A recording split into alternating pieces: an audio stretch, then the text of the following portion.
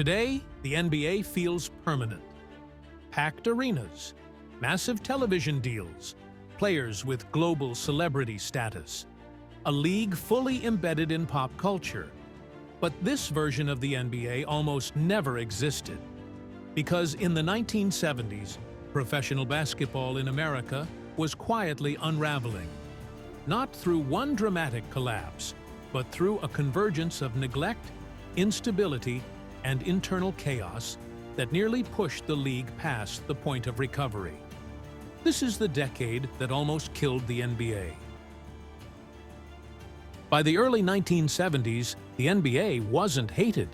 It was ignored. Attendance was weak across the league. Teams routinely closed off seating sections just to hide how empty arenas really were. Entire franchises struggled to sell tickets, even in major markets. Television offered no lifeline. NBA games were frequently tape-delayed, aired late at night, or not broadcast at all. Even the NBA Finals, supposedly the league's most important event, were sometimes shown hours after they had already ended. There was no urgency, no national conversation, no sense that basketball mattered. Compared to the NFL's rapid rise and Major League Baseball's entrenched dominance, the NBA felt disposable. Behind closed doors, the situation was worse. Owners were losing money at alarming rates. Some franchises folded outright. Others relocated repeatedly, desperately searching for markets that could support them. The league expanded too quickly, adding teams without adding demand. Travel costs rose. Payrolls increased. Talent thinned across rosters. Profitability wasn't the goal anymore. Survival was. For several teams, simply making it through the season was considered a success. The product on the court only deepened the crisis. The 1970s NBA was excessively physical. Fouls were constant. Officials struggled to maintain control. Games frequently devolved into confrontations that had little to do with basketball skill. Fights weren't rare. They were expected. One moment, in particular, crystallized the league's image problem. In 1977, Kermit Washington delivered a punch so violent that it resulted in one of the most severe injuries in league history. The incident dominated headlines, not for competition, but for brutality. For television executives and sponsors, this wasn't intensity, it was liability. The NBA wasn't being seen as tough, it was being seen as dangerous. Then came the issue that nearly pushed the league over the edge: cocaine. By the mid to late 1970s, cocaine use was widespread throughout the NBA. This wasn't rumor or exaggeration. It was later confirmed by players, coaches, and executives across the league. Team flights, hotel rooms, locker rooms. Cocaine wasn't hidden. It was normalized. And the damage was visible. Marvin Barnes possessed elite scoring talent and franchise player potential. Instead, repeated drug issues, suspensions, and erratic behavior derailed his career almost as quickly as it began. John Drew, a two-time All-Star, became one of the first high-profile examples of cocaine addiction, ending an NBA career entirely. Even players with generational upside weren't immune. David Thompson, once viewed as an MVP-caliber talent, later admitted that cocaine addiction robbed him of his prime years. These weren't fringe players, they were the league's future. And the NBA had no effective system in place to stop the damage. League leadership knew drugs were a problem, but they feared that acknowledging it publicly would finish the NBA for good. So the issue lingered. But silence didn't protect the league. It poisoned it. Stories leaked. Journalists caught on. Public perception collapsed. Players were portrayed as unreliable. Games were viewed as unsafe. Sponsors quietly walked away. Basketball wasn't family-friendly, it wasn't aspirational, and it wasn't trustworthy. For a professional sports league, That combination is fatal. While the NBA struggled with credibility, another league understood something crucial. The American Basketball Association knew basketball had to be entertaining first.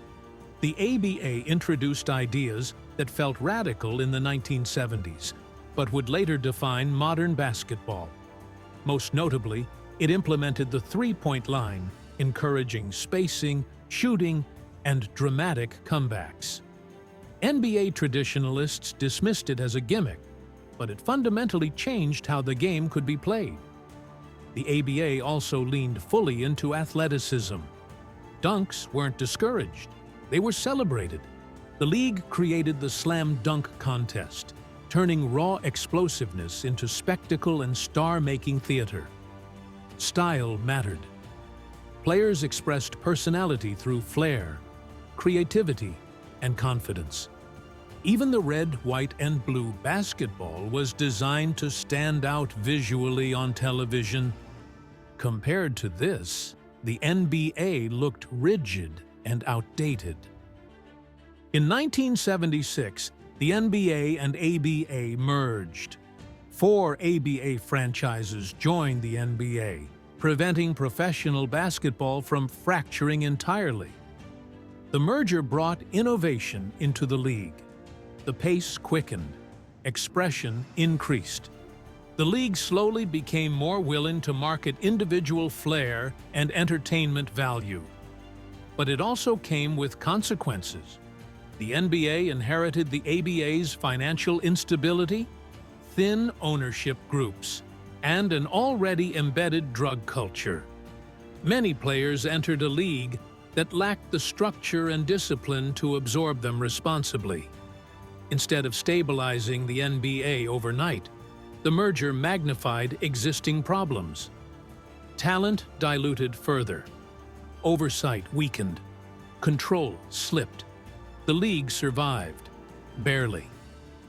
By the end of the 1970s, the NBA was at its lowest point. Television ratings hit historic lows.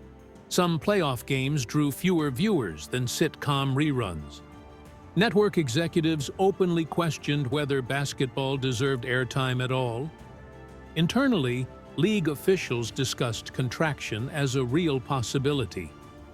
This wasn't an exaggeration. The NBA wasn't planning for growth. It was fighting extinction. In 1984, everything changed. David Stern became commissioner of the NBA. Stern understood something his predecessors hadn't. The league couldn't outrun its reputation. It had to confront it. His first priority was drugs. Stern implemented one of the strictest anti-drug policies in professional sports. Multiple violations meant lifetime bans. No quiet suspensions. No cover-ups. Players protested. Careers ended.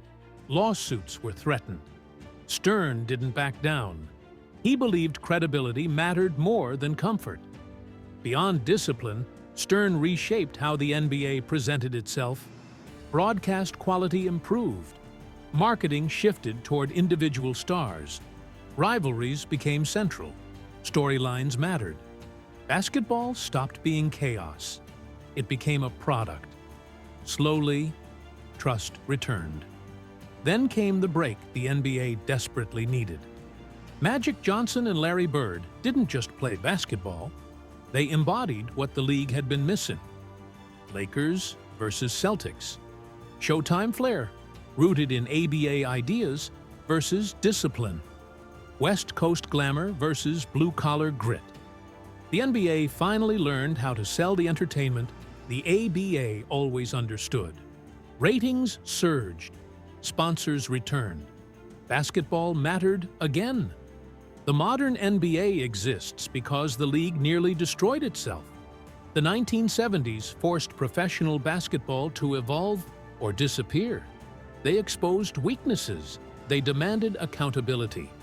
Without that decade of failure, there is no redemption, no global expansion, no billion-dollar television deals, no modern NBA. The 1970s aren't celebrated. but they are the reason the league survived.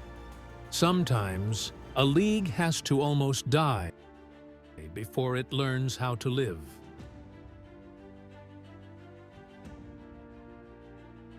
Please like, subscribe, and turn on post notifications for more sports history content.